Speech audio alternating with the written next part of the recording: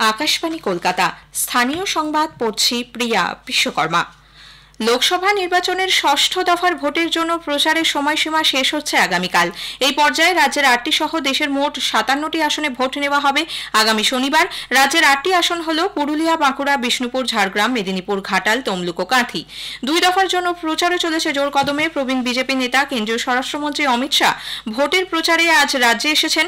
ঘাটালের দলীয় প্রার্থীর সমর্থনে ডেবরায় জনসভায় তিনি তৃণমূল কংগ্রেসের কড়া সমালোচনা করে বলেন, মুখ্যমন্ত্রীর ভোট ব্যাংক হল অনুপ্রবেশকারীরা।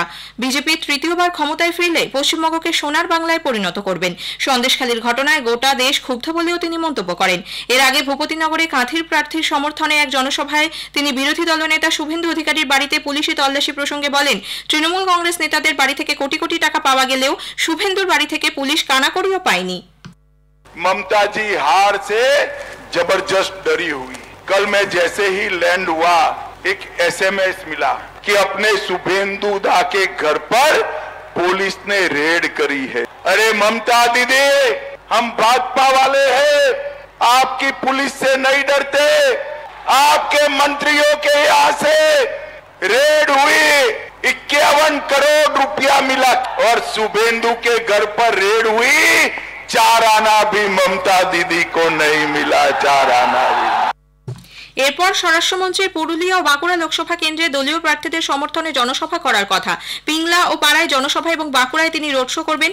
বিজেপির সর্বভারতীয় সভাপতি জগৎ প্রকাশ নাড্ডাও আজ কলকাতা উত্তর ও দক্ষিণ এবং বারাসাত লোকসভা কেন্দ্রের প্রার্থীদের হয়ে জনসভা ও রোড শো করবেন। অন্যদিকে তৃণমূল কংগ্রেস প্রধান মুখ্যমন্ত্রী মমতা ব্যানার্জি আজ দমদমের প্রার্থীর সমর্থনে 2টি জনসভা করবেন।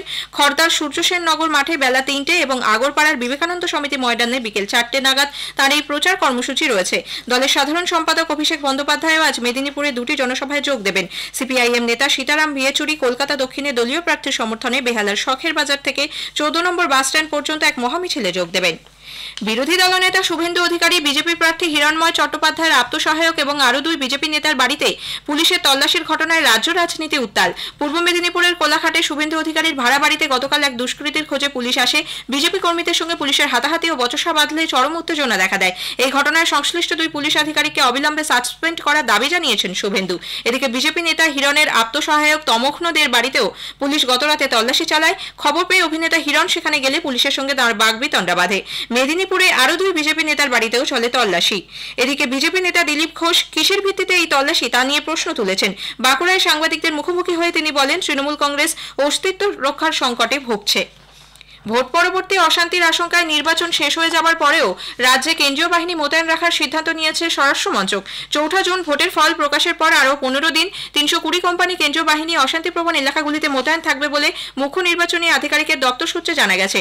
উল্লেখ্য, ভোট পর্ব মিটে যাবার পরও রাজ্যে অশান্তি হতে পারে বলে কেন্দ্রীয় গোয়েন্দা সংস্থার রিপোর্টের ভিত্তিতেই এই সিদ্ধান্ত।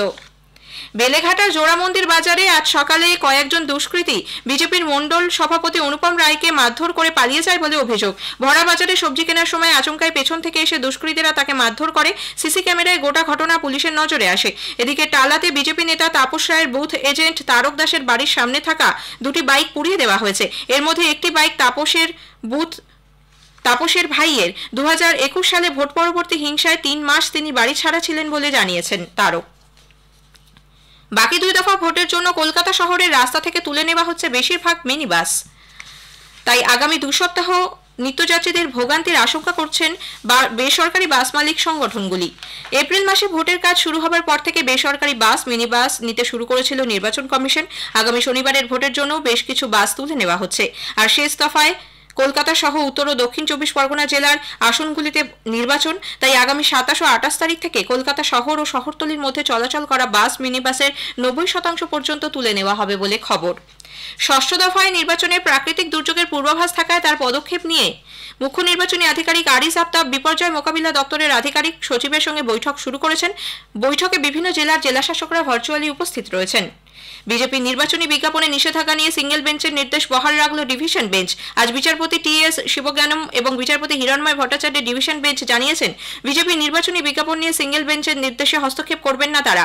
বেঞ্চের পর্যবেক্ষণ যে কোনো বিজ্ঞাপনের একটা লক্ষণ রেখা থাকা উচিত। শিলিগুড়ির সেবক রোডে রামকৃষ্ণ মিশনের উপর আক্রমণের ঘটনায় 5 জনকে গ্রেপ্তার করেছে পুলিশ। যদিও মূল অভিযুক্ত প্রদীপ রায় এখনো অধরা। ধৃত শম্ভু দাস, দেবাশিস সরকার, শম্ভু মাহাতো, শ্যামল বৈদ্য, রাজীব বসাককে আজ জলপাইগুড়ি আদালতে তোলা হচ্ছে। শিলিগুড়ি পুলিশ কমিশনারেটের deputy police commissioner Dipak Kumar আজ সাংবাদিক সম্মেলন করে জানান, গতরাতে ভক্তিনগর থানা এলাকা থেকে এদের গ্রেপ্তার করা হয়। উল্লেখ্য, গত 19 মে ভোররাতে জমি মাফিয়া হিসেবে পরিচিত প্রদীপ রায় সহ বেশ কিছু দুষ্কৃতী রামকৃষ্ণ মিশনের সন্ন্যাসীদের আবাসনে হামলা চালায় বলে অভিযোগ। কলকাতায় চিকিৎসা করাতে এসে নিখোঁজ হয়েছেন বাংলাদেশের সাংসদ আনোয়ার উল আজিম। এই ঘটনায় ঢাকা থেকে 2 জনকে আটক করেছে বাংলাদেশ পুলিশ। জোড়া ঘূর্ণাবর্ত এবং নিম্নচাপ অক্ষরেখার প্রভাবে দক্ষিণ পশ্চিম বঙ্গোপসাগরে আজ একটি নিম্নচাপ তৈরি হওয়ার সম্ভাবনা দেখা দিয়েছে।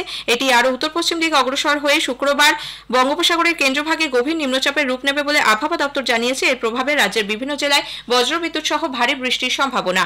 স্থানীয় সংবাদ শেষ হলো।